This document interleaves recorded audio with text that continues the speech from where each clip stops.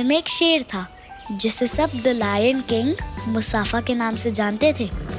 मुसाफा शेर बहुत ही ताकतवर और शक्तिशाली था। उसकी पत्नी, जिसे रानी सरबा बुलाते थे, उन्होंने एक छोटे से शेर को जन्म दिया जिसका नाम था सिम्बा। आगे चलकर सिम्बा को ही सारी जिम्मेदारी लेनी थी। आज सिम्बा के जन्म की खुशी पर जंगल के सारे जानवर उसे देखने प्राइड रॉक वाली जगह पे जा रहे थे।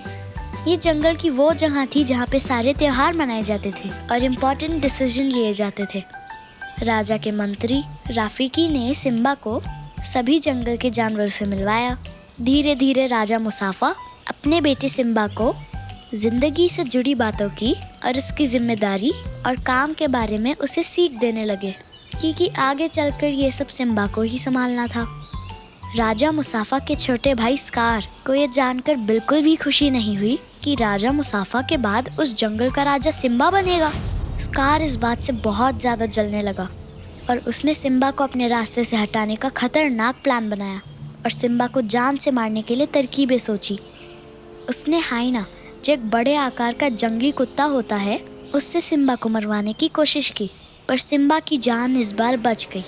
इस बात से गुस्सा और परेशान होकर स्कार ने दूसरा प्लान बनाया। इस बार उसने हाइना के बड़े से झुंड में सिम्बा को भेज दिया और फिर राजा मुसाफा को आकर सिम्बा की जान खतरे में है ये बताया। ये सुनकर राजा मुसाफा अपने बेटे को बचाने के लिए हाइना के झुंड में कूद पड़े और सिम्बा को वहाँ से निकाल लिया, पर खुद अपनी जिंदगी नहीं बचा पाए। ये देखकर कि अब राजा मुसाफा मर चुके हैं, सिम्बा को बहुत बड़ा झटका लगा।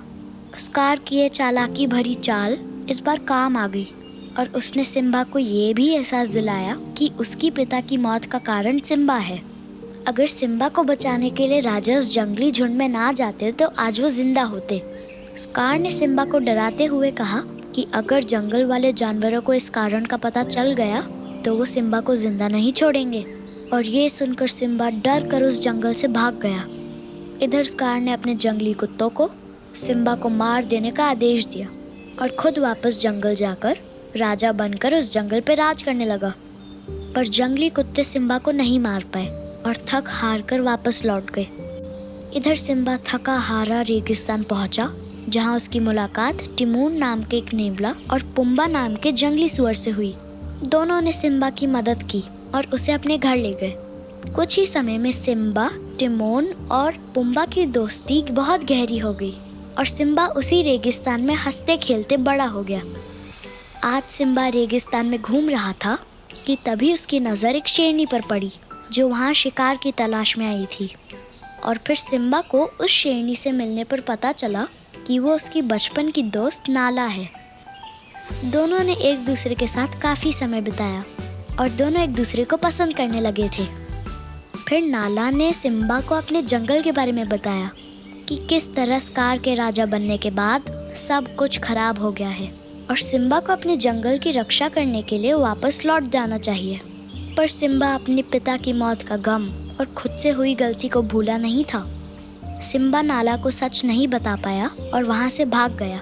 फिर उसकी मुलाकात अपने पिता के मंत्री रफीकी से हुई, जो उसे रात के आसमान में चमकते हुए तारे की ओर देखने के लिए कहते हैं और बताते हैं कि उसके पिता कितने बहादुर थे और आज अगर वो यहाँ होते तो उनका मन होता कि उसी बहादुरी से उनका बेटा भी जंगल को संभाले।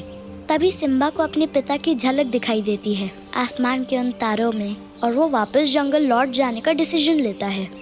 अगले दिन पुम्बा और टिमोन भी सिम्बा के साथ वहाँ जाते हैं। सिम्बा को जंगल में देखकर स्कार ने फिर से अपने जंगल की राजा की गद्दी बचाने का उपाय बनाया और सिम्बा को युद्ध का इनविटेशन दिया। लड़ाई के दौरान उसने सिम्बा को बताया कि उसके पिता की डेथ एक सोचा समझा प्लान था जो स्कार ने बनाया था। ये सुनकर सिम्बा को गुस्सा आ जाता है और वो स्कार को उठा के पटक देता है और फिर जंगल वासियों को सारा सच बताता है। सिम्बा ने गुस्से में स्कार को उन्हीं जंगली कुत्तों के झुंड में छोड़ने का सोचा और स्कार ने बताया कि इन जंगली कुत्तों ने भी उस साजिश में स्कार का साथ दिया था। फिर सिम्बा स्कार को छोड़ देता है और जंगल से निकल जाने का आदेश देता है।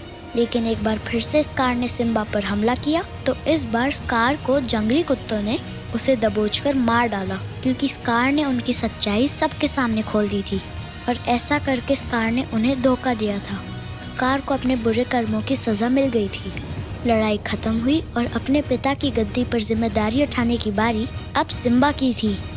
सारे जंगल के जानवरों ने मिलकर सिम्बा का स्वागत किया और उसे राजा की गद्दी पर बैठाया।